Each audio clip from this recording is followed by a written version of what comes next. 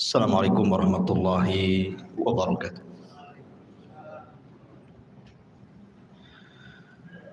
Alhamdulillah wassalatu wassalamu ala Rasulillah wa ala alihi wa sahbihi wa mawalah wa la haula wa la quwata illa billahi wa ba'd.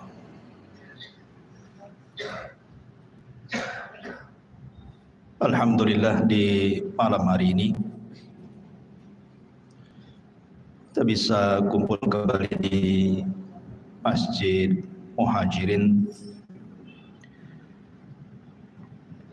dan kajian di malam hari ini kita akan membahas, kalau biasa, Qasasul Anbiya, kisah-kisah para nabi di dalam Al-Quranul Karim. Khusus malam ini kita akan membahas tentang awal manazilil akhirah, tempat pertama kita menginjak rumah menuju akhirat.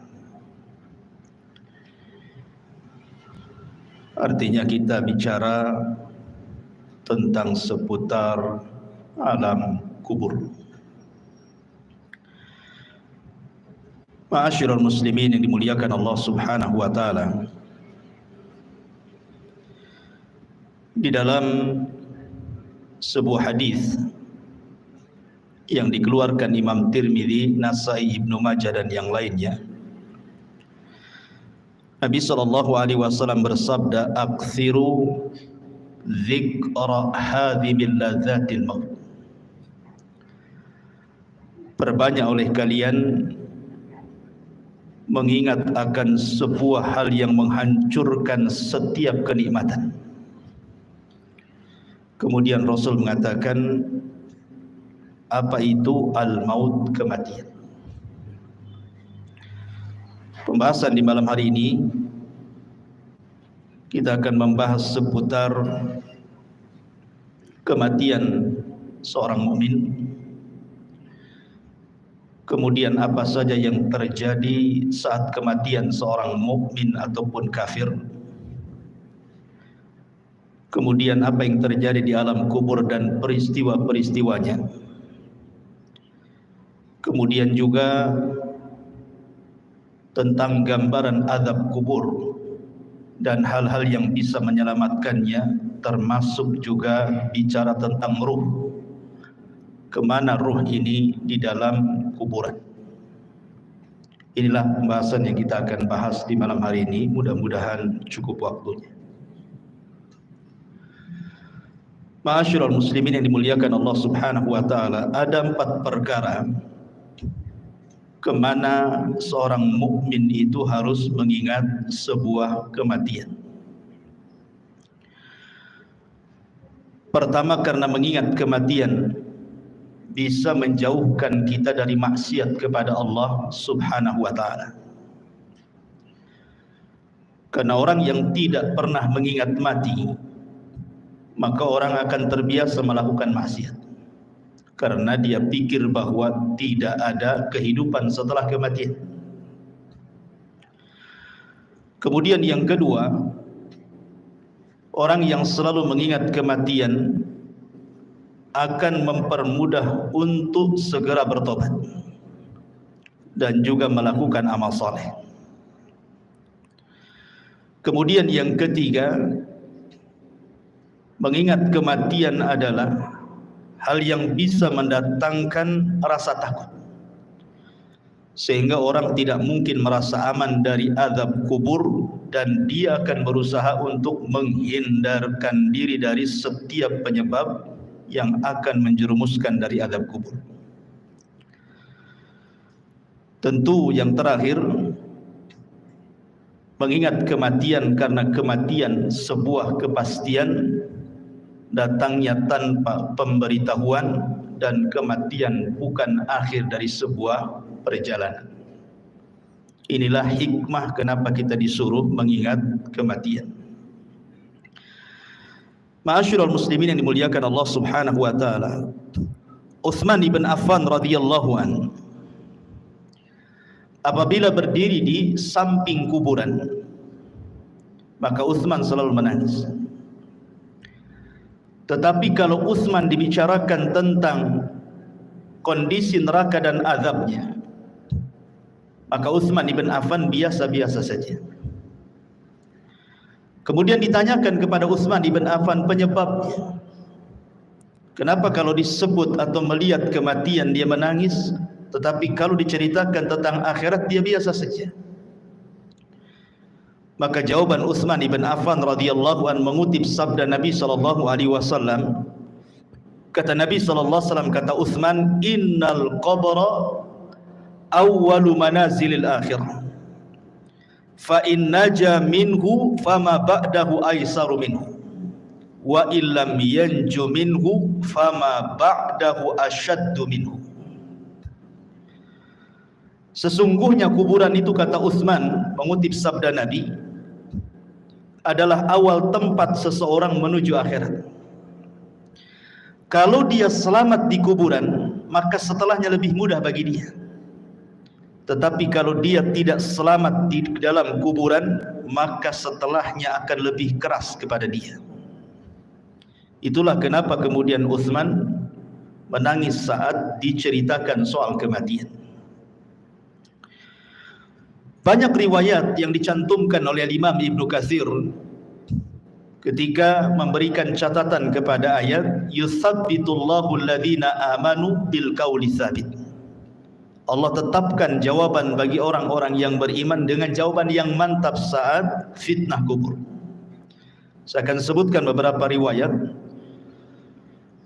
yang berkaitan dengan kematian.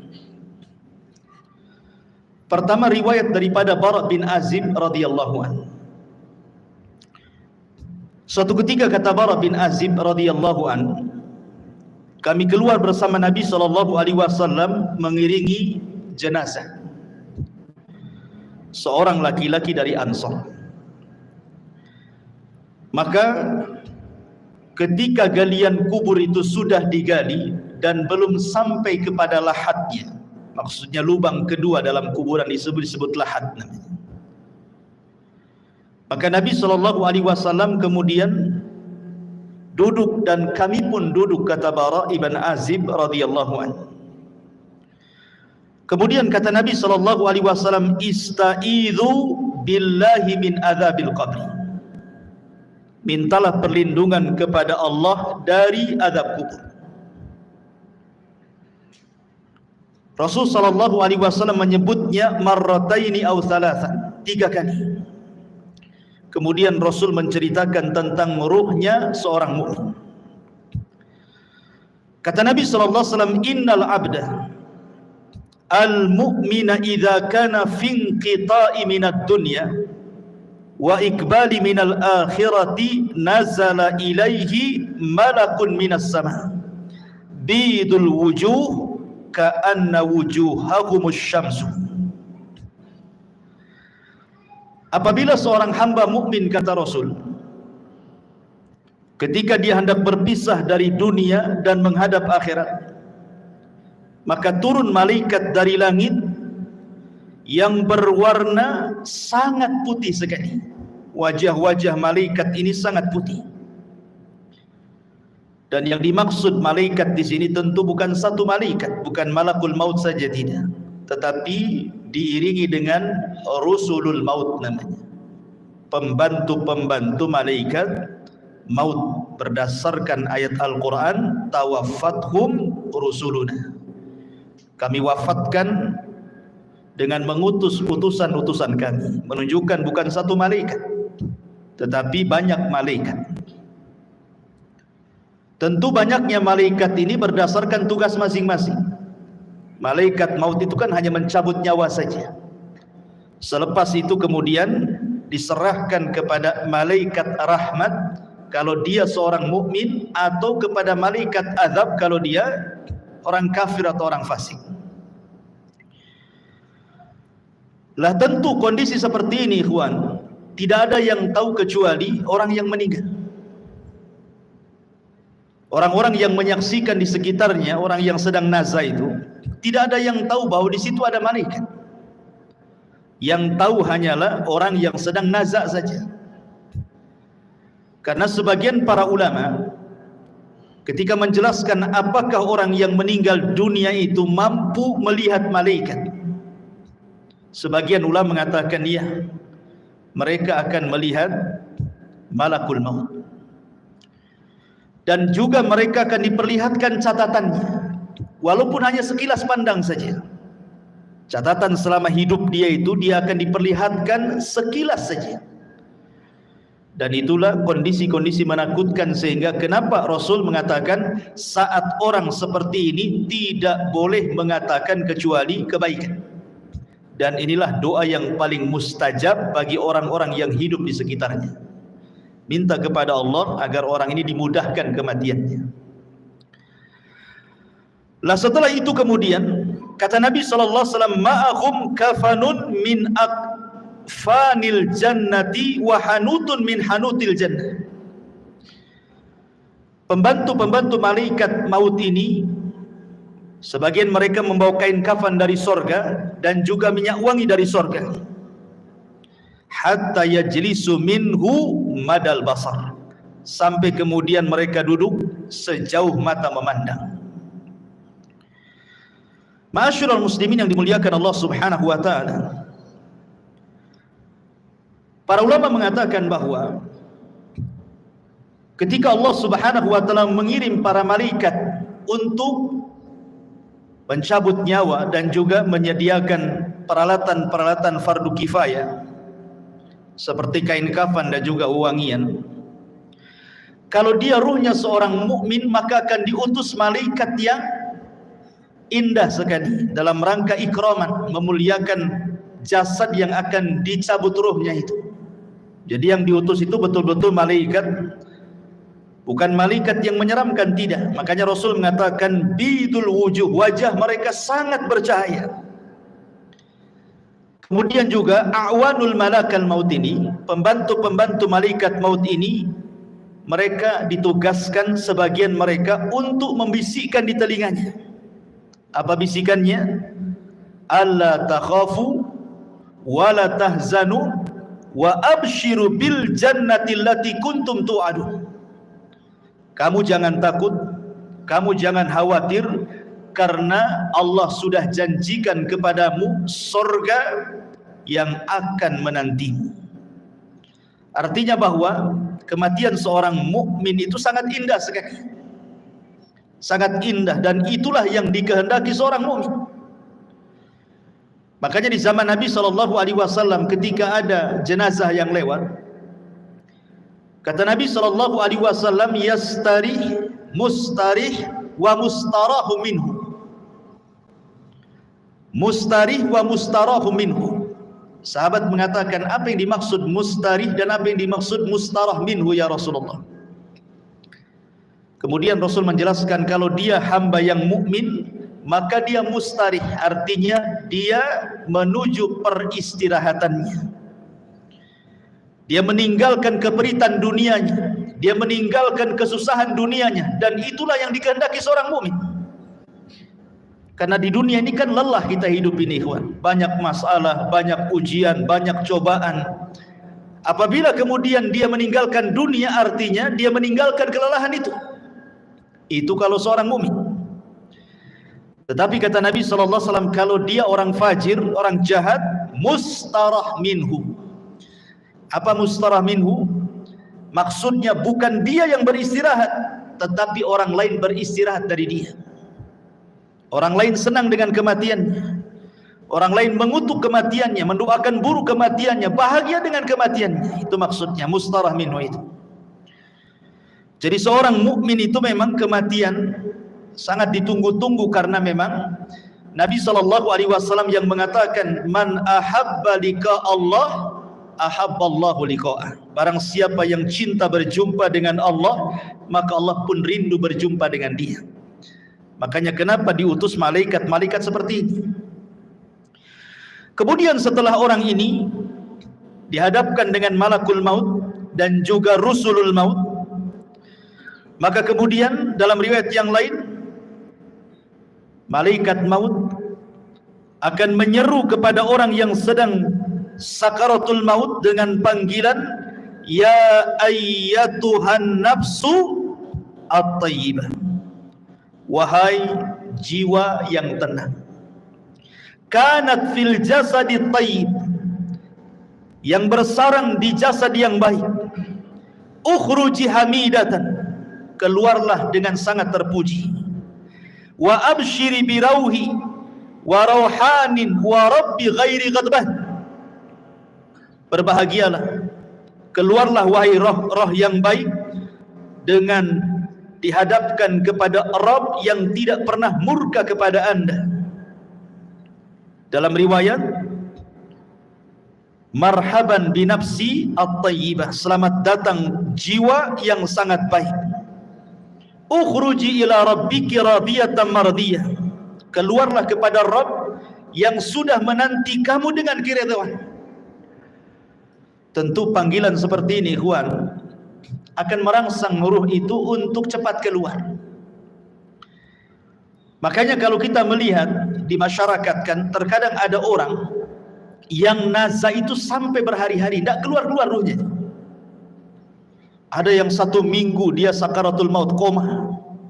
Ada yang 1 bulan tidak mati-mati. Tetapi ruhnya seorang mukmin ketika dipanggil seperti itu, maka Nabi SAW kemudian mempermisalkan ruhnya seorang mukmin ketika dipanggil dengan kata-kata wahai jiwa yang tenang, maka ruhnya itu akan keluar seperti tetesan air yang terakhir fi famis siqa, dari mulut teko yang terakhir dia keluar. Kalau saya analogikan ini botol aqua, ini kan banyak airnya. Kalau kita buka tutupnya ini, kemudian kita tuangkan, tentu air yang pertama kali yang keluar pasti deras, karena masih penuh dengan air kan.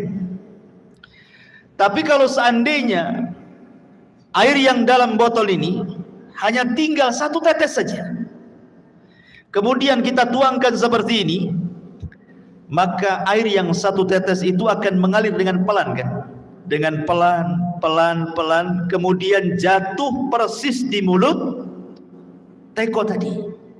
Begitulah gambaran Rasul ketika menjelaskan ruhnya seorang mukmin itu keluar seperti tetesan air yang keluar yang terakhir dari mulut teko. Jadi akan lembut, lain dengan kalau kita langsung keluar begini kan langsung deras gitu ya. Tapi kalau tetesan yang terakhir kan lembut keluarnya, pelan, tapi pasti kemudian keluar. Begitulah Rasul menggambarkan ruhnya seorang mukmin apabila dicabut oleh Allah lewat para malaikat maut ini. Ma'asyiral muslimin yang dimuliakan Allah Subhanahu wa taala. Kemudian kata Nabi SAW, setelah ruh itu dicabut, ingat malakul maut itu hanya mencabut ruh saja, tugas dia selesai sampai di sini. Kemudian setelah itu beralih kepada malaikat rahmat atau disebut dengan rusulul maut namanya. Lah rusulul maut inilah yang kemudian mengambil alih ruh tersebut, kemudian meletakkan di kain kafan yang sudah disediakan dari sorga. Kemudian wewangian yang semerbak laksana minyak misik dalam riwayat. Jadi baunya itu membumbung sampai ke langit, sehingga setiap malaikat yang mencium baunya di langit itu, mereka akan bertanya, ruhnya siapa ini? Maka malaikat yang membawa ruh ini akan menyebut nama dengan nama yang dia sukai dipanggilnya di dunia dan mengatakan ruhnya fulan ibnu fulan. Maka semua malaikat di langit memuji ruh ini. Kemudian ruh ini diangkat sampai ke langit pertama. Maka kemudian penjaga pintu langit pertama membuka pintunya, kemudian naik ke langit pertama. Semua malaikat di langit pertama mendoakan ruh ini. Kemudian naik ke langit kedua, seluruh malaikat di langit kedua mendoakan ruh ini, sampai kemudian melewati langit ketujuh. Tidak dijelaskan sampai di mana ruh ini dinaikkan ke langit, yang jelas dia melewati langit ketujuh. Wallahu alam sampai di mana, karena riwayatnya tidak dijelaskan. Kemudian setelah itu Allah berjumpa dengan ruh ini. Kemudian Allah Subhanahu wa taala katakan kepada malaikat yang membawa ruh ini, kembalikan ruhnya ke dalam jasadnya dengan baik, catatannya angkat, letakkan di tempat yang paling tinggi yang disebut dengan Illiyin. Illiyin itu tempat yang paling tinggi yang ada di sorga. Letakkan catatannya di situ. Kemudian ruhnya kembalikan ke dalam jasadnya. Maka kemudian ruh itu ke dalam jasadnya dikembalikan. Lah saat seperti ini, ketika ruh ini diterbangkan ke langit, disitulah manusia sedang memandikan jenazah ini, kemudian mengkafani jenazah ini, kemudian menyolati jenazah ini, kemudian mendoakan jenazah ini, sampai kemudian ke dalam kubur, kemudian meletakkan di liang lahat, kemudian dipendam kuburannya. Jadi saat proses fardu kifayah itulah ruh naik ke langit. Jadi manusia sedang sibuk memandikan, mengkafankan, menyolatkan, menguburkan, maka ruh punya kesibukan sendiri karena dia sedang menghadap Allah Subhanahu wa ta'ala. Lah kemudian ketika selesai sudah penguburan, barulah kemudian ruh itu dihantar kembali ke dalam kuburnya. Lah ketika ruh dengan jasad ini kemudian kembali, disitulah orang yang ada di kubur ini sempat mendengar pembicaraan orang-orang yang di atas kuburan. Termasuk suara terompahnya, suara sendalnya, dia mendengarnya. Termasuk apa yang dibicarakan di atas itu dia sempat mendengarnya. Apakah dia sedang menangis, apakah sedang mencela, ataukah sedang memuji, ataukah sedang berbicara tentang hal-hal tentang dia, dia semua dengar. Dan itu berdasarkan riwayat Umar bin Khattab radhiyallahu an pernah bercerita ketika Nabi SAW selesai perang Badar. Kemudian pemimpin Quraisy itu semua mati di perang Badar dan dimasukkan ke dalam sumur yang tidak berpenghuni, yang disebut dengan Qalibu Badri. Kemudian Nabi SAW 3 hari menetap di Badar setelah kemenangannya, mulai dari tanggal 17 Ramadan sampai tanggal 20 Ramadan. Kemudian Nabi SAW menghampiri sumur yang dilempar jasad-jasad para pembesar orang kafir, Abu Jahal, Umayyah, kemudian Al-Walid dan semua pembesar Quraisy yang dimasukkan ke dalam sumur itu. Kemudian Nabi SAW mengatakan dengan menyebut satu persatu namanya, wahai fulan, wahai Abu Jahal, wahai Uqbah, wahai Umayyah, disebutkan satu-satu tuh. Kemudian Rasul mengatakan, hal wajadtum ma wa'adakum haqqa laqad wajadna ma wa'adana rabbuna haqqa, kata Rasul. Wahai Abu Jahal dan para pembesar Quraisy yang lainnya, apakah kalian sudah mendapatkan yang kalian janjikan ketika kalian berada di dunia? Kata Nabi SAW, sungguh kami sudah mendapatkan apa yang Allah janjikan kepada kami hari ini berupa kemenangan. Umar bin Khattab radhiyallahu an ketika itu merasa heran kenapa Rasul berbicara dengan sumur yang di situ jasad-jasadnya pembesar orang-orang Quraisy itu. Kata Umar, ya Rasulullah, bukankah mereka sudah jadi bangkai? Mereka tidak akan mendengar ucapan. Tapi Nabi SAW mengatakan, ya Rasulullah, ketika Umar mengatakan, atukallimu amwatan, kenapa kau bicara dengan orang mati? Maka Rasul mengatakan, wallahi ya Umar, ma antum asma lima aqulu lahum. Kalian tidak lebih mendengar dibandingkan orang-orang yang ada dalam sumur ini kepada ucapanku. Artinya para pembesar Quraisy yang sudah mati, yang sudah dimasukkan ke dalam sumur itu sangat mendengar ucapan Nabi. Dari sini istinbat para ulama bahwa apabila orang masuk ke dalam kuburan, maka dia mendengar saat itu apapun yang dibicarakan orang di atas kuburan itu. Makanya pentingnya kita ini menjadi orang baik. Sebab kalau orang jahat pasti akan dibicarakan keburukan di atas kuburan, dan itu menakutkan dia dalam kuburan kan itu. Tetapi kalau yang dibicarakanlah pujian-pujian, tentu akan menenangkan, karena tidak mungkin Allah mengumpulkan dua rasa takut, baik ketika di dunia ataukah ketika di dalam kuburan. Tidak mungkin Allah kumpulkan dua rasa takut. kalau dia takut di dunia semasa hidupnya, maka dia akan merasa aman di kuburannya. Tapi kalau dia merasa aman di dunia, maka dia akan merasa takut di kuburannya. Lah ketika kemudian dia sempat mendengar suara-suara pembicaraan orang yang di atas kuburan, sampai yang terakhir sandal yang melangkah meninggalkannya, disitulah kemudian orang ini sempat mendengar akhir suara terompah yang meninggalkan jauh sampai di pintu gerbang kuburan. Disitulah Allah Subhanahu wa ta'ala kirim amal solehnya. Dalam riwayat yang dikeluarkan atau yang diriwayatkan Abi Hurairah radhiyallahu an, tiba-tiba kemudian datanglah salat inda ra'sihi waz zakatu an yaminihi wasyamu an yasarihi wa kana fi'lul khairati min sadaqatin wassilahi wal ma'rufi wal ihsan ila nasi inda rijlaihi. Tiba-tiba ini sebelum mungkar dan nakir datang, maka amalan salat akan mendatangi dan ada di atas kepalanya.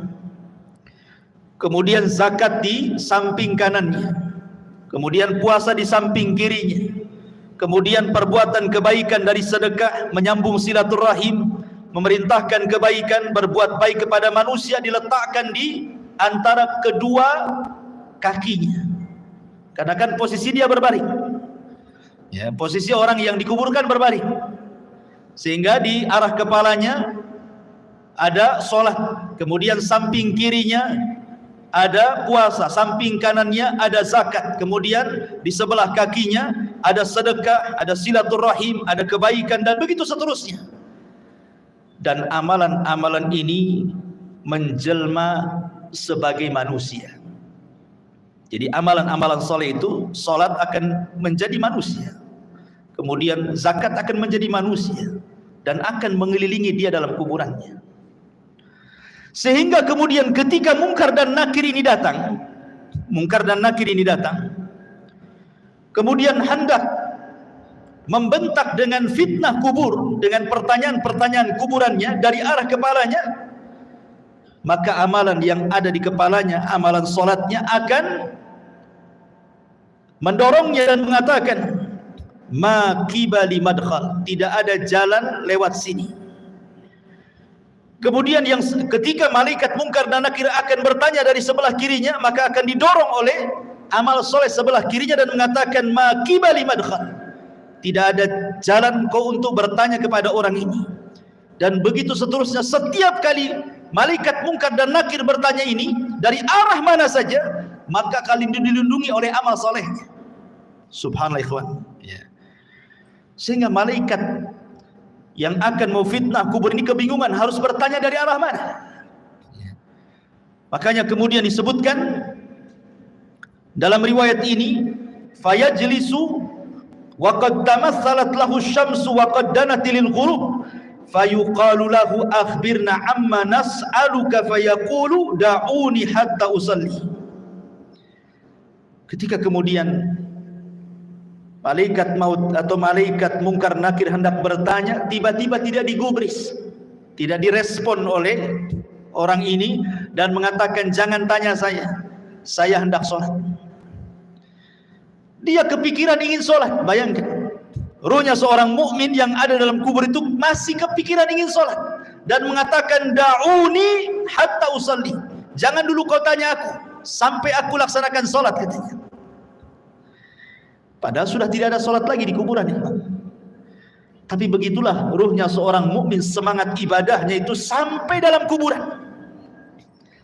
Akhirnya kemudian dia pun didudukkan dengan cara baik, kemudian juga ditanya dengan cara baik masalahnya.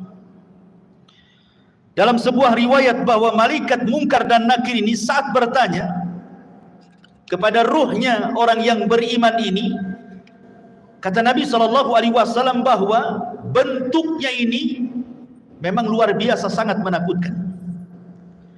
Di mana suaranya kalbarki, suaranya malaikat mungkar dan nakir itu seperti petir, menggelegar. Kemudian juga ucapannya seperti kilat. dan wajahnya sangat menakutkan. Dari sini ikhwatu fiddin, pertanyaan semudah apapun dalam kondisi takut pasti akan sulit dijawab kan? Anda saya tanya dengan pertanyaan-pertanyaan, tetapi kemudian setelah itu saya bunuh Anda, umpamanya saya letakkan pistol di kepala, kemudian saya tanya dengan beberapa soalan. Ketika rasa takut menguasainya, soalan semudah apapun akan sulit dijawab. Akan sulit dijawab. Ini kan soalan-soalan yang ma'ruf kita dengar di dunia. Siapa Rabbmu? Kita katakan Allah. Siapa Nabimu? Kita katakan Muhammad. Apa agamamu? Kita katakan Islam. Itu kan mudah. Mudah soalan ini. Tetapi dalam kondisi takut ikhwatu fiddin, walaupun soalan-soalan ini mudah dijawab, belum tentu orang bisa menjawab.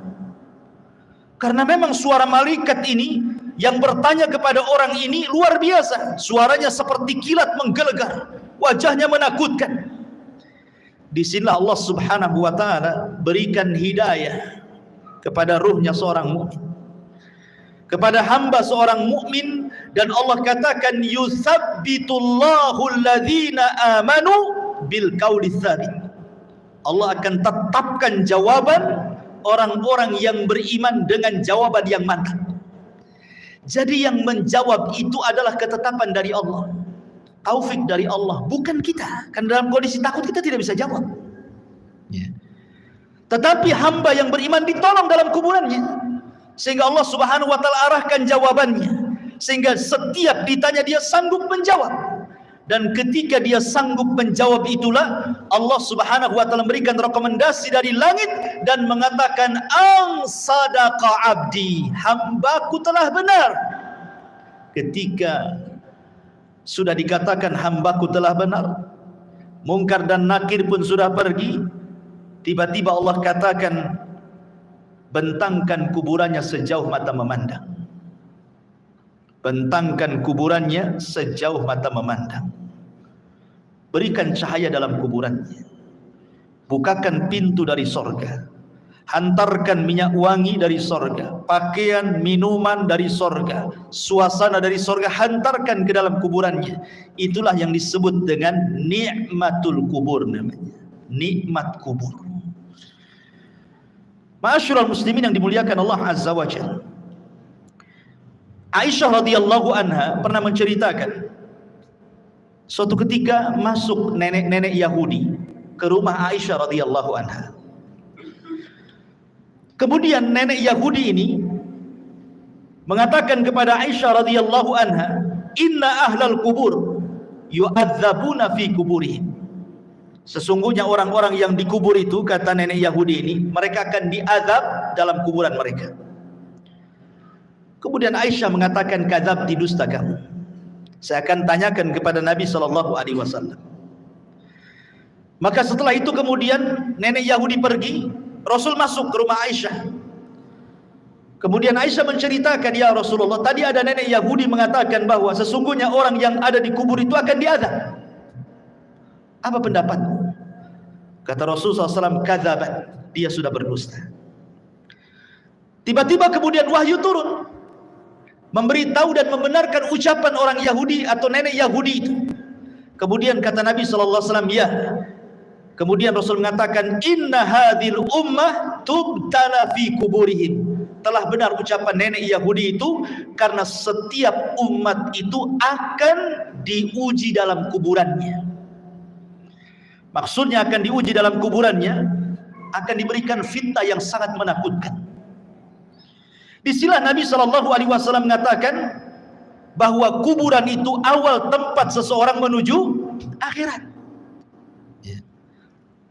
Lihat, bayangkan fitnah kubur ini kan menyeramkan ikhwan, di mana suara malaikat menggelegar seperti petir, kemudian lisannya seperti kilat, wajahnya menakutkan.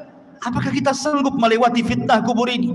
Makanya saking dahsyatnya fitnah kubur ini, sampai-sampai Nabi SAW memberikan irsyad kepada kita, setiap kita sholat sebelum salam, kita berlindung dari azab kubur.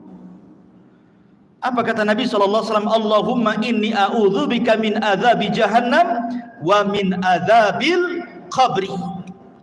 Tidak cukup wa min azabil qabri, wa min fitnatil mahya wal mamat. dari fitnah kehidupan dan kematian. Fitnah kematian artinya fitnah kubur. Karena sangat mengkhawatirkan. Makanya wajar kalau seandainya Nabi SAW memerintahkan para sahabat saat kemudian menguburkan jenazah, disuruh minta 2 perkara. Dan ini sunnah bagi antum yang mengantarkan jenazah ke kuburan. Ini jadi sunnah. Setiap antum mengantarkan jenazah ke kuburan, kemudian menguburkannya dan selesai penguburan, 2 doa yang disunnahkan oleh Rasul sebelum antum pulang. Pertama, istaghfiru li akhi. Mintalah kepada Allah ampunan akan dosa saudara kita yang ada di kuburan ini. Yang kedua, minta kepada Allah ketetapan supaya dia sanggup menjawab. Itu saja. Itu sunnah 2, jangan pernah ditinggalkan. Jangan kita hantarkan mayat ke kuburan, setelah dikuburkan kita pulang. Enggak begitu sunnahnya. Tetapi selesai penguburan jangan pulang dulu. Kita dekati kuburan, kemudian kita kepal beberapa tanah kalau kita tidak ikut menguburkan, kemudian kita letakkan di atas kuburannya, kemudian kita katakan, ya Allah ampuni orang ini, ya Allah tetapkan jawaban orang ini, kemudian pulang. Itu sunnahnya. Ya. Ma'asyiral muslimin yang dimuliakan Allah Subhanahu wa taala. Kembali kepada hadis Nabi sallallahu alaihi wasallam. Kemudian Nabi sallallahu alaihi wasallam mengatakan, adapun ruhnya orang fajir, orang jahat, orang kafir, orang fasik, maka kemudian malaikat maut ini akan menyerukan dengan kalimat-kalimat yang sangat menakutkan saat kematiannya. Dia mengatakan, ya ayyatuhan nafsul khabithah kanat fil jasadil khabithi ukhruji dhamimatan wa abshiri bihamimin wa ghassab. Subhanallah. Malaikat maut mengatakan, wahai ruh yang jahat, yang hinggap di jasad yang jelek, keluarlah secara tercela dan habarkanlah dengan neraka yang menyala-nyala dan juga dengan nanah penduduk neraka. Coba bayangkan panggilannya, wahai jiwa yang buruk, yang bersarang di jasad yang buruk, keluarlah secara tercela dan habar gembirakan dengan neraka yang menyala-nyala dan darah dan nanah penduduk neraka yang sudah menunggunya. Keluar kamu. Ini panggilan menyeramkan, ikhwan. Makanya kenapa kemudian ruhnya orang-orang yang tidak beriman itu tidak mau keluar, sehingga terkadang nazak berhari-hari, berminggu-minggu, berbulan-bulan tidak mau keluar dia tersiksa itu dengan ruh yang ada dalam badannya, sampai-sampai Nabi SAW ke pisau yang berbentuk bengkok, mungkin bahasa kitanya seperti cerulit, ya, ada pisau berbentuk bengkok seperti ini, kemudian dihadapkan dengan kambing wol, yang belum dicukur itu. Lihat kambing wol itu kan banyak tuh rambutnya tuh, kalau belum dicukur itu ya. Kemudian pisaunya dimasukkan. Otomatis ketika pisau dimasukkan ke dalam kambing wol itu, otomatis akan terkait-kait dengan bulu-bulunya. Setelah terkait-kait dengan bulu kambing wol itu, kemudian disiram. Anda bisa bayangkan, akhirnya kemudian makin lengket dengan pisau itu. Kemudian setelah lengket dengan pisau, kemudian kata Nabi SAW, pisau itu kemudian ditarik dengan cara paksa. Kira-kira apa yang terjadi? Akan merontokkan setiap bulu-bulu kambing wol itu. Maknanya ketika ruhnya orang fasik, orang fajir, orang kafir dicabut itu, maka akan merontokkan seluruh persendiannya, seluruh tulang-tulangnya, dan dia akan menjerit. Tidak ada yang tahu rasa sakitnya kecuali Allah, dan jeritannya tidak ada yang mendengar kecuali binatang. Manusia tidak dengar, tetapi para binatang tahu. Dan tidak ada yang bisa merasakan rasa sakit seperti itu kecuali Allah yang tahu rasa sakitnya. Jangan lagi orang fasik, ikhwan, orang yang beriman saja. Kata Nabi SAW, wa inna fi al-mauti la saqarat. Dalam kematian itu kan ada keperitan, ada rasa sakit. Setiap orang pasti merasakannya. Nabi saja merasakannya. Tetapi rasa sakit yang diderita seorang mukmin saat kematian itu adalah boleh jadi itu akhir penggugur dosa dia. Tapi rasa sakit yang diderita orang fajir, orang fasik, orang kafir, boleh jadi itu awal azab saat kematiannya. Ma'asyiral muslimin yang dimuliakan Allah Azza wa Jalla. Kemudian setelah itu ruh itu keluar, apa yang terjadi? Kata Nabi SAW, maka dia sudah disediakan kain kafan dari neraka. Kain kafan dari neraka, ikhwan. Artinya ini bukan kain kafan biasa. Kain kafan yang penuh dengan api, dengan bau busuk penduduk neraka yang melambung ke langit. Ketika para malaikat itu mencium baunya, semua membencinya, semua mengutuk dan melaknatnya. Ini ruhnya siapa? Bau sekali.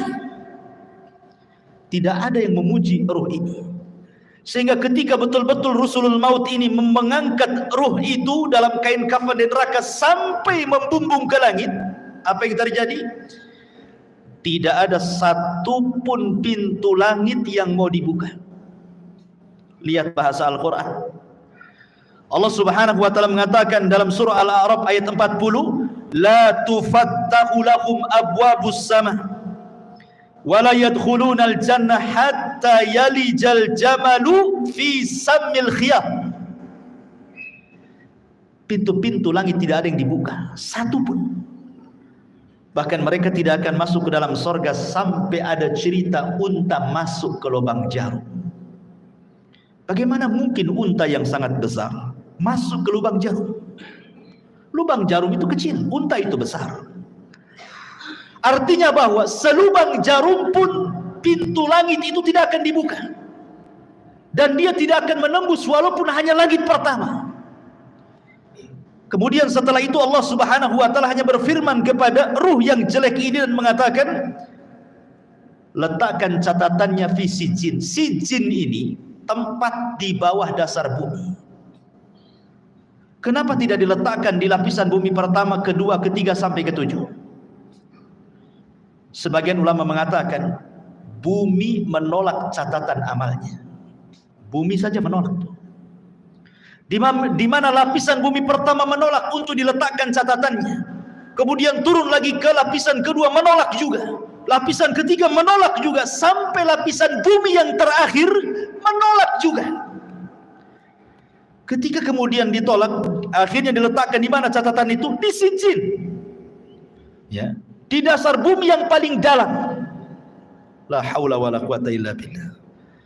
Kemudian kata Allah Subhanahu wa taala dalam Al-Qur'an, "Wa man yusyrik billahi faka'annama kharra minas sama' fatakhtafuhu at-tayru aw tahwi bihi ar-rih fi makanin sakhih."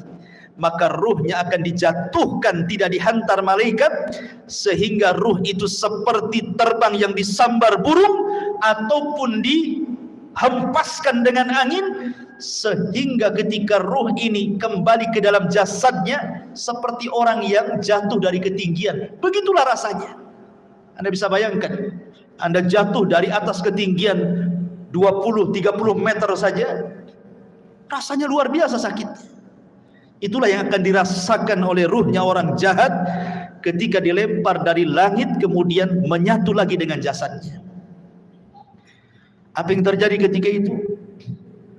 Kalau dia memang amalan solehnya mungkin kurang, dia sholat tapi mungkin jarang-jarang, atau mungkin sholatnya asal-asalan, datang itu amalan-amalan sholat dia, atau mungkin amalan-amalan yang lainnya, tetapi sosoknya menjadi orang lemah, tidak bisa kemudian menolak malaikat mungkar dan nakir yang akan menghajar dengan pertanyaannya.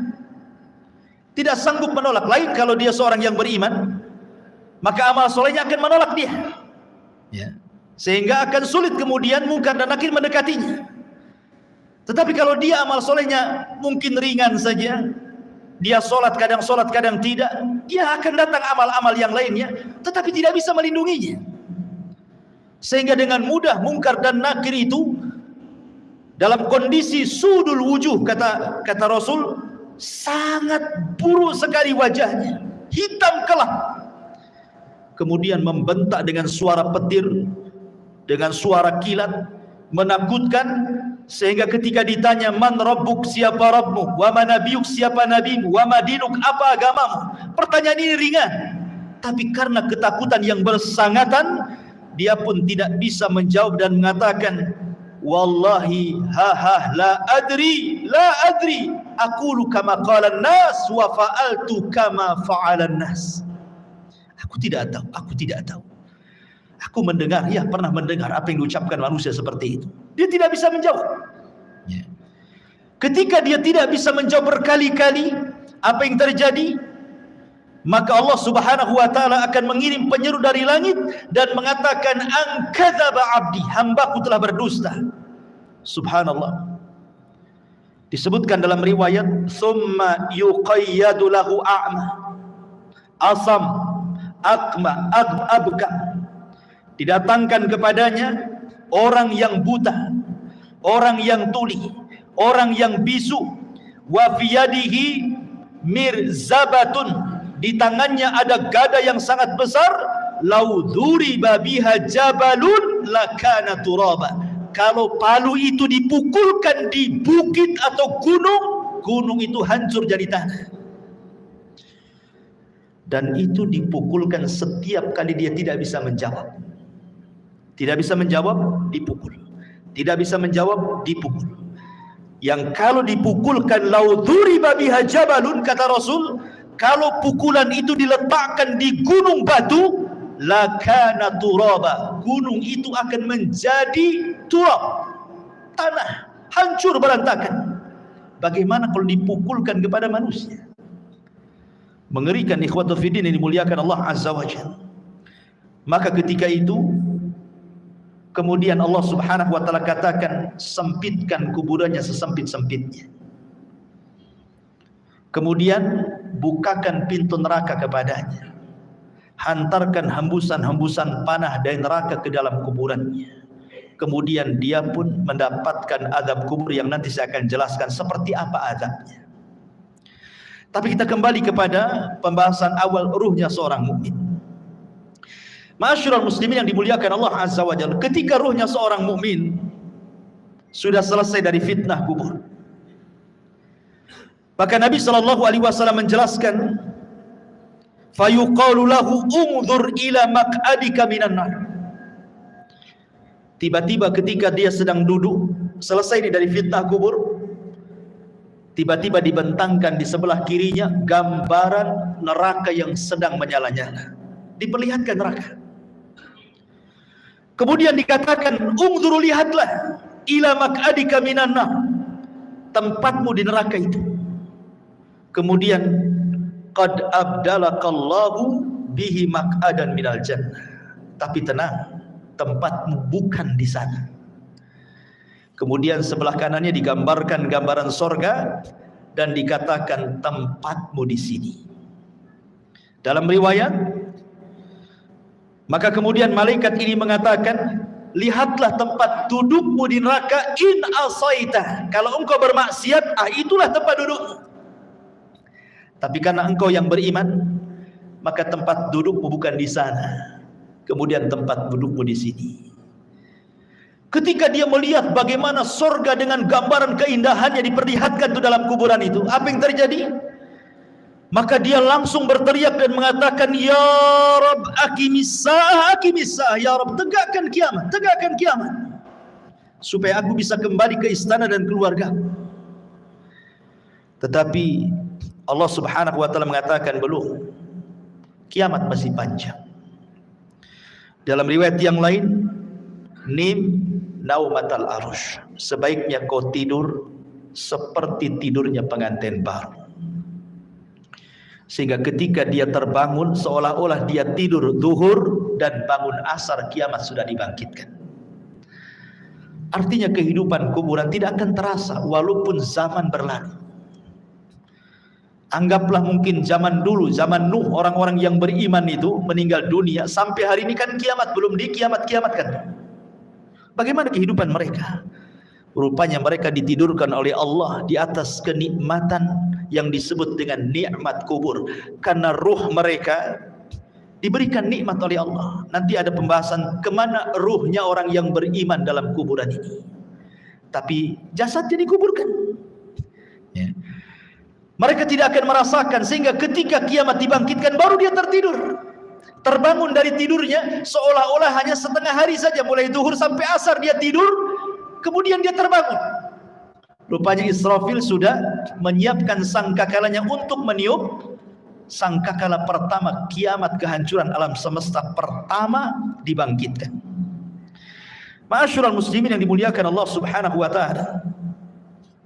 Kemudian setelah orang yang beriman mendapatkan nikmat kubur dan orang-orang fajir dan fasik mendapatkan azab kubur, di sana ada peristiwa yang tidak mungkin orang lepas. Apakah dia mukmin, apakah dia kafir, apakah dia fasik, apakah dia fajir, apakah dia sahabat Nabi ataukah bukan sahabat Nabi, ada peristiwa yang tidak bisa lepas dari manusia. Apa itu? Himpitan kuburan. Semua manusia akan dihimpit dalam kuburnya, tidak akan selamat. Mau bayi sekalipun yang belum punya dosa tetap akan dapat himpitan kuburan. Bahkan sahabat Nabi sekelas Sa'ad ibn Mu'adz, yang satu kabilah Aus masuk Islam karena dia. Kemudian saat kematiannya 70.000 malaikat tidak pernah turun dari langit, turun pula ke bumi untuk ikut memandikan jenazahnya. Tapi Rasul mengatakan, kalau ada orang yang selamat dari himpitan kubur, Sa'adlah orangnya. Tapi Sa'ad pun tidak selamat. Bayangkan, himpitan kubur tidak akan menyelamatkan siapapun, mau sahabat Nabi atau bukan sahabat Nabi, mau orang yang beriman atau orang kafir, semua akan merasakan himpitan kuburan ini. Tapi sebagian para ulama membahas, tentu akan ada perbedaan himpitan bagi orang yang beriman dengan himpitan bagi orang kafir atau fasik. Sebagian ulama mengatakan, adapun himpitan bagi orang yang beriman itu seperti ibu memeluk anaknya. Rasa kasih sayang seorang ibu kepada anaknya, seperti itulah bumi ketika menghimpit, laksana seorang ibu memeluk anaknya. Karena kita ini dari tanah dan akan kembali kepada tanah. Jadi tanah itu seperti ibu bagi kita. Sehingga ketika himpitan tanah itu menghimpit setiap jasad orang yang beriman, maka tidak akan merasakan rasa sakit sedikit pun, karena itu bentuk sayang seorang ibu kepada anak. Tetapi kalau yang dihimpit itu orang kafir, orang fasik, orang fajir, orang jahat, maka dia akan merasakan sakit yang luar biasa. Dia akan menjerit-jerit, semua tidak ada yang mendengar kecuali binatang jeritannya, karena akan mematahkan semua tulang, persendian dan begitu seterusnya. Ma'asyiral muslimin yang dimuliakan Allah Azza wa Jalla, inilah sekilas gambaran ruhnya orang mukmin, fasik, fajir, fasik, munafik dan begitu seterusnya saat kematian. Kita masuk pada pembahasan yang kedua, tentang macam-macam azab kubur. Ma'asyiral muslimin yang dimuliakan Allah Azza wa Jalla, azab kubur itu adalah sebuah hal yang wajib kita imani. Syekhul Islam Ibn Taimiyah rahimahullahu taala mengatakan, wa qad tawataratil akhbar an Rasulillah sallallahu alaihi wasallam fi thubuti adabil qabri. Habar-habar tentang adab kubur, kata Syekhul Islam Ibn Taimiyah, derajatnya sampai tingkat mutawatir. Jangan sampai diingkari, karena riwayatnya mutawatir. Artinya mutawatir itu banyak sekali riwayatnya. Dan dikatakan oleh Al-Imam Al-Munawi, adzabul qabri haqqun. Azab kubur itu sebuah hak adanya. Dan Imam Ghazali mengatakan, man angkarahu fahuwa mubtadi'un. Siapa yang mengingkari azab kubur, maka dia adalah ahli bid'ah. Dan Imam Suyuti mengatakan, adzabul qabri huwa adzabul barzakh. Azab kubur adalah azab barzakh. Udhifa ilal qabri li'annahu al-ghalib. Kenapa disebut kubur? Karena memang umumnya orang dikubur. Tapi sebenarnya ini disebut dengan barzah. Barzah itu artinya penghalang tembok antara kehidupan dunia dengan kuburan. makanya tidak akan bisa orang itu mengintip kehidupan kuburan. Kenapa? Karena ada barzah, tembok yang menghalangi antara kita dengan mereka. Walaupun Anda pasang CCTV sekalipun, kita letakkan CCTV dalam kuburannya, maka kita tidak akan mampu melihat mungkar, nakir, peristiwa apapun yang ada di kuburannya. Ingat, karena ada barzah tadi. Barzah itu penghalang antara kehidupan kita di atas bumi dengan kehidupan di bawah bumi. Ma'asyiral muslimin yang dimuliakan Allah Subhanahu wa taala. Bicara tentang adab kubur ada 9 poin yang ingin saya jelaskan. Yang pertama, tadi sudah dijelaskan dalam riwayat yang kita sudah lalui penjelasannya. Az-zarbu bimitraqatin min hadidin. Pertama, pukulan dengan palu dari besi yang bisa menghancurkan gunung.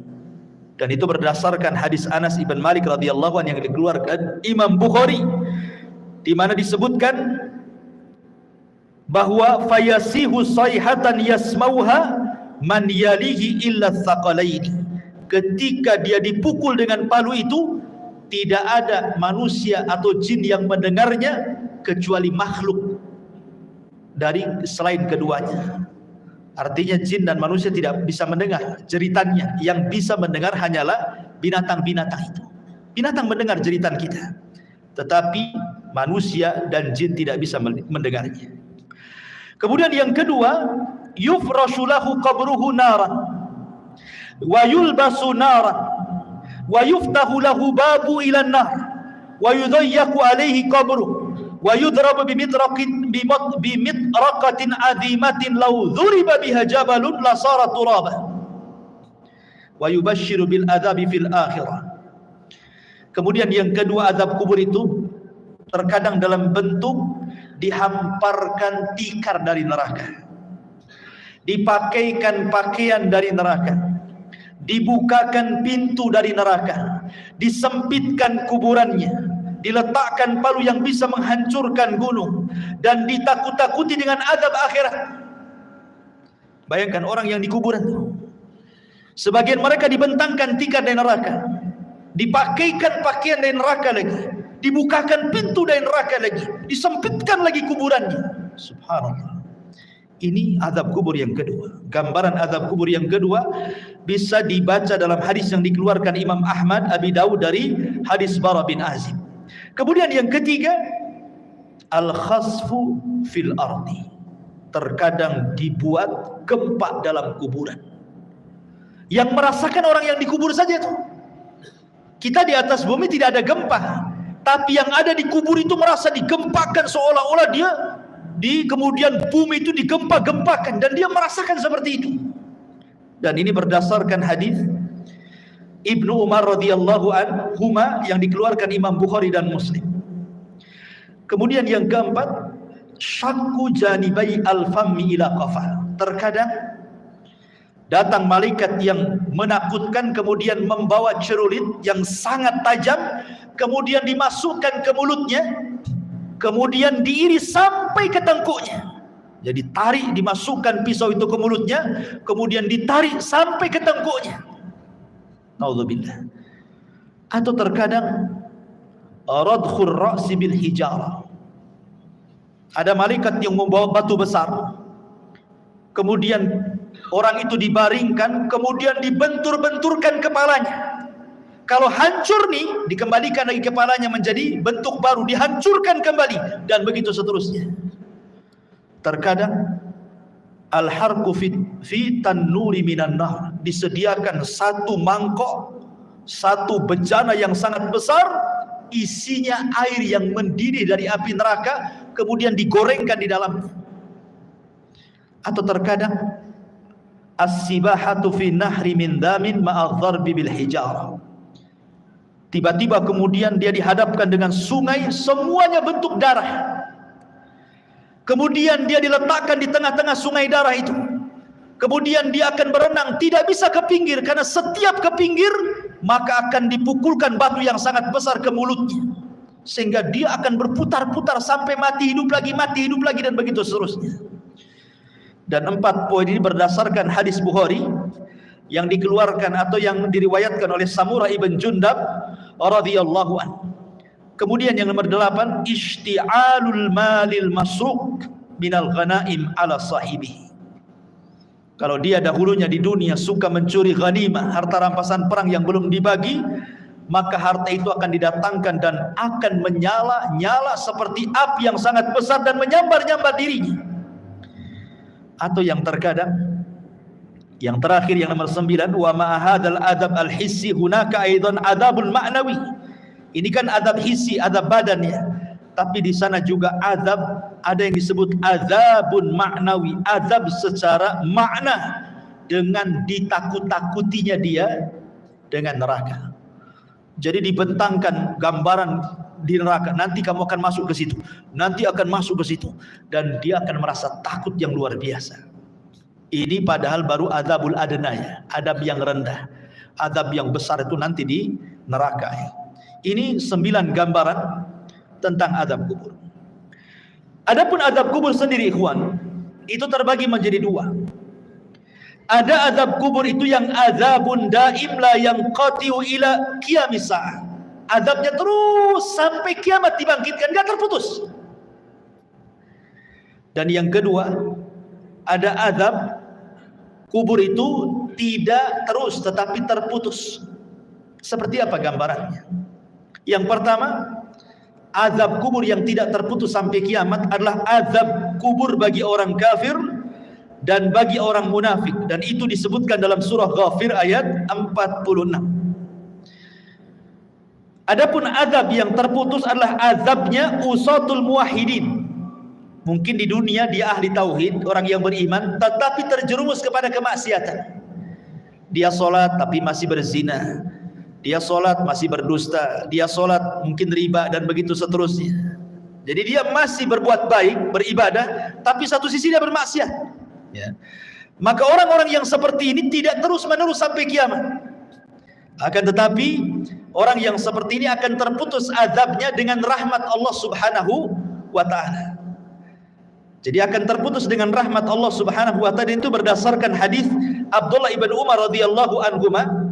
Nabi mengatakan, inna ahadakum idza mata urida alaihi maq'aduhu bil ghadati wal ashi, in kana min ahlil jannah famin ahlil jannah, wa in kana min ahli nar famin ahli nar, yuqalu hadza maq'aduka hatta yab'atsaka Allahu ilaihi yaumal qiyamah.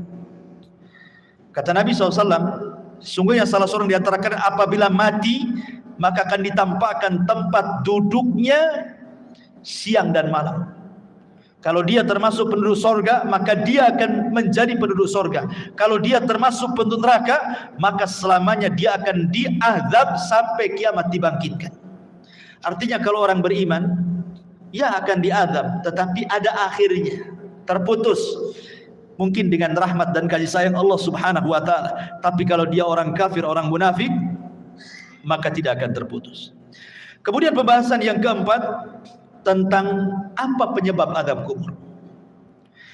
Penyebab azab kubur yang paling dominan adalah an-namimatu, orang yang suka mengadu domba. Wa adamu tanazzuh minal baul, dan tidak perhatian dengan kebersihan hadas. Dia kencing sembarang. Kan banyak tuh orang yang kencing-kencing sembarang, ya, tidak cebok gitu ya, tidak jelas ceboknya.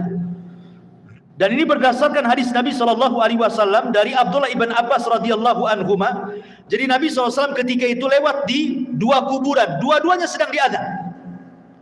Kemudian Rasul mengambil pelepah kurma, kemudian dibelah 2, kemudian ditancapkan di 2 kuburan. Kemudian Rasul mengatakan, mudah-mudahan dengan 2 pelepah kurma yang belum kering ini bisa meringankan azabnya.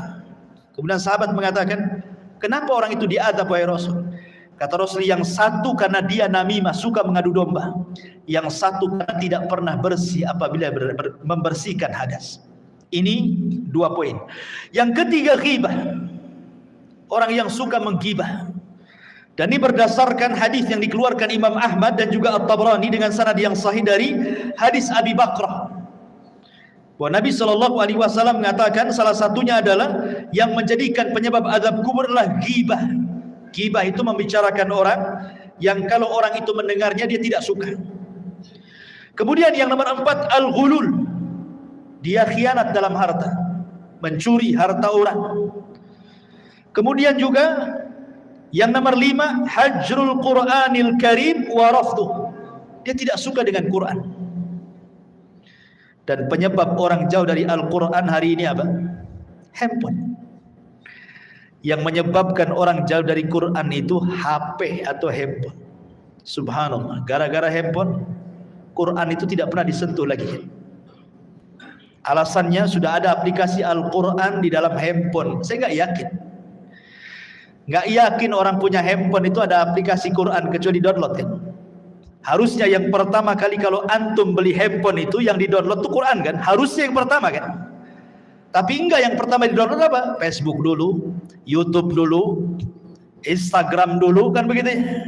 Quran itu belakangan kalau butuh saja. Padahal harusnya yang pertama itu. Subhanallah ya. Sekarang ini banyak orang yang mengeser hal-hal yang baik, tetapi hanya sekedar copy paste, kemudian pemberitahuan ibadah kepada manusia lewat medsos, tapi dia sendiri malas ibadah kan? Malas. Bahkan orang yang ibadah saja sekarang diberitahu. Kalau dulu orang sholat malam, tidak ada yang memberitahu dia sedang sholat malam kan? Sekarang dia kasih tahu orang. Kalau dia sedang sholat malam itu dia kasih tahu orang dengan cara apa? Ya nulis status lah di Facebook. Ya mudah-mudahan ada yang bangun jam sekian. Maksudnya itu ingin ngasih tahu bahwa dia bangun. Cuman ngasih tahu saja. Sholat kan gitu.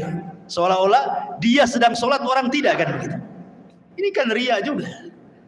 Apa bedanya kan begitu?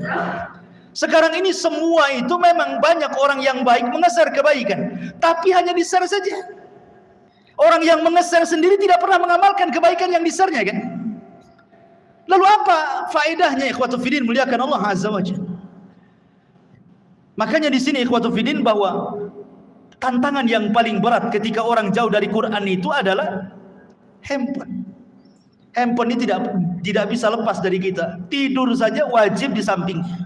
Kalau bisa itu sekarang ada power bank itu wajib di sampingnya. Nggak perlu lagi dicopkan, sudah ada di bawah bantal. Bangun saja itu yang dibaca.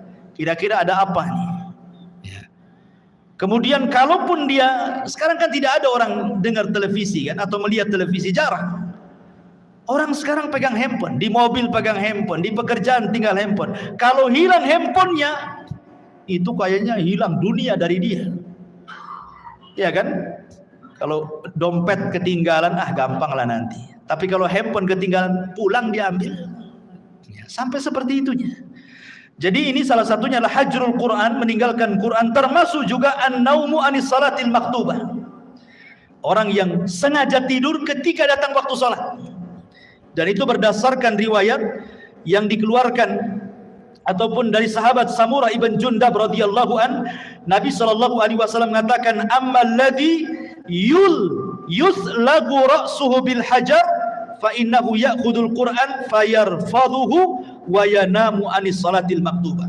Jadi ketika Rasul menjelaskan di kuburan itu ada malaikat yang membawa batu. Kemudian ada yang terlentang, kemudian dibenturkan kepalanya sampai hancur. Kemudian malaikat ini pergi hendak mencari batu yang lain. Kemudian ketika datang batunya yang baru, rupanya kepalanya sudah kembali menjadi normal. Dibenturkan lagi, kemudian cari batu lagi, dan begitu seterusnya.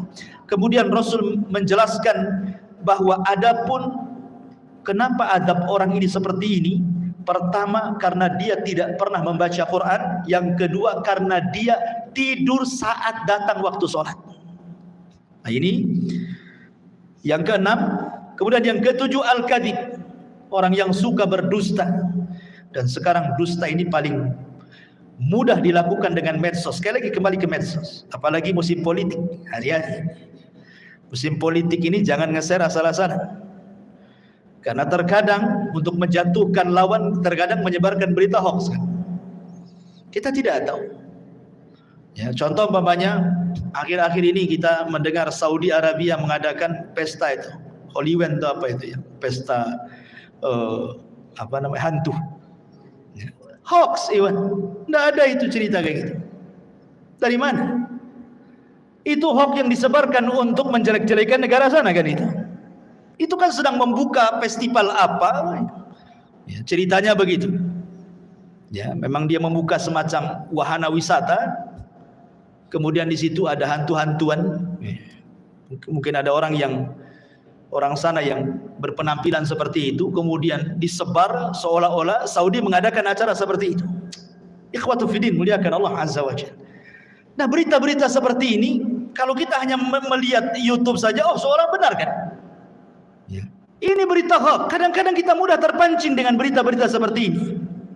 Hanya karena melihat YouTube saja kan? Nah, ini hati-hati. Ya. Kalau kita mungkin hanya sekedar membaca, oke lah. Tapi kalau kemudian sampai mengeser kan sama aja dengan hantu menyebarkan dusta kan? Nah itu kan hati-hati. Ini penyebab azab kubur terbesar hari ini adalah dusta. Karena orang berdusta paling mudah sekarang. Nulis status share, copy paste share, selesai. Dia tidak sadar bahwa dia sedang berdusta. Kalau dulu berdusta itu paling 1-2 orang yang kena korbannya. Sekarang kita berdusta ini bisa ribuan orang kena korban, ikhwan. Dengan cara melihat itu semua kena dengan berita yang kita share. Nauzubillah. Ya. Dan ini kata Al-Hafidz Ibnu Hajar rahimahullahu taala, wa innama istahaqqa ta'dzib lima yanshau an tilka kadzbah. Bahwa kata Imam Al-Hafidz Ibnu Hajar rahimahullah mengatakan sesuatu hal yang berhak mendapatkan azab kubur ketika seseorang mudah kemudian menyebarkan berita dusta. Kemudian yang nomor 8 zina berdasarkan hadis Samurah bin Jundab. Kemudian yang nomor 9 aklur riba, memakan dosa riba. Kemudian yang nomor 10 asyirku wal kufru, kesyirikan dan kekufuran, termasuk juga niyahatul mayyit. Niyahatul mayyit itu maksudnya orang yang hidup ketika ada yang meninggal orang yang dicintainya, dia pun meraung-raung, menjerit-jerit seolah-olah menolak takdir Allah. Ya. Seolah-olah menolak takdir Allah. Ini bahaya karena membuat orang yang meninggal itu diazab. Kata Nabi SAW, yu'adzabul mayyitu bibukai ahlihi alihi. Bahwa mayit akan diazab dengan tangisan orang yang hidup kepadanya. Makanya antum wajib laki-laki yang menggunakan akalnya, kalau ada keluarga yang meninggal, nasihati. Biasanya wanita-wanita yang suka niyahan, ya, nasihati mereka. Jangan menangis, tabah, sebab dengan tangisan orang hidup itu menjadikan si mayat diazab masalahnya. Nah, ini juga termasuk daripada azab kubur. Dan banyak sekali kemudian secara singkat amal-amal yang bisa menyelamatkan dari azab kubur. Pertama, perbanyak baca surah Al-Mulku.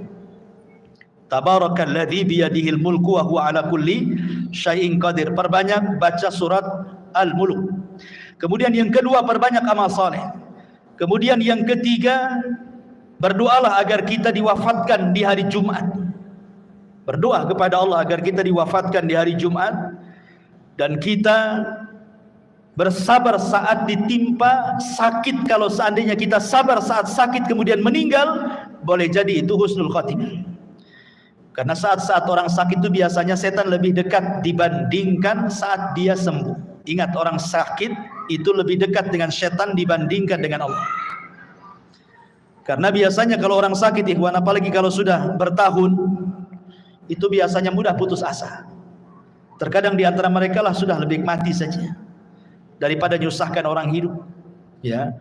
Atau terkadang menolak takdir, kenapa saya terus yang sakit, kenapa kok gak disembuh-sembuhkan, kemudian bayangannya macam-macam, akhirnya malas ibadah, ya. Kemudian juga istiqomah, dan istiqomah ini berat, ya, tetapi inilah yang bisa menyelamatkan dari azab kubur. Kemudian juga al-mautu bimurabitan fi sabilillah, kematian saat menjaga perbatasan saat jihad. Kemudian juga yang paling penting berdoa kepada Allah Subhanahu wa taala dan senantiasa mengamalkan ketakwaan kepada Allah, dan yang paling penting lagi menjauhi sebab-sebab azab kubur yang tadi saya sebutkan tadi, ya, dusta, namimah dan begitu seterusnya. Tapi pembahasan yang terakhir bicara tentang ruh. Kemana ruh saat manusia sudah selesai pertanyaan mungkar dan nakir, artinya selesai fitnah kubur. Berarti masuk ke nikmat dan adab kubur kan itu. Kemana ruh ini saat nikmat ataupun adab kubur ini? Baik. Ma'asyiral muslimin yang dimuliakan Allah Subhanahu wa taala. Al-Imam Ibnu Qayyim rahimahullahu taala, beliau mengatakan dalam kitabnya Ar-Ruh, pembahasan di mana ruh ini. Pertama kita akan bagi tentang ruh ini. Ruh para nabi. Pertama, ruh para nabi. Ruh para nabi tentu berada fi a'lal illiyin, berada di tempat yang paling tinggi yang disebut dengan rafiqil a'la. Karena Nabi SAW ketika meninggal dunia, kemudian malaikat maut mengatakan kepada Nabi dua pilihan, apakah engkau mau hidup terus di dunia dengan kegemilangan, kemenangan yang sudah diraih, ataukah mau menyusul teman-temannya di tempat yang paling tinggi di sorga? Maka Rasul mengatakan, Allahumma ila rafiqil a'la, saya memilih ke tempat yang paling tinggi di sorga. Jadi ruhnya para nabi berada di rafiqil a'la.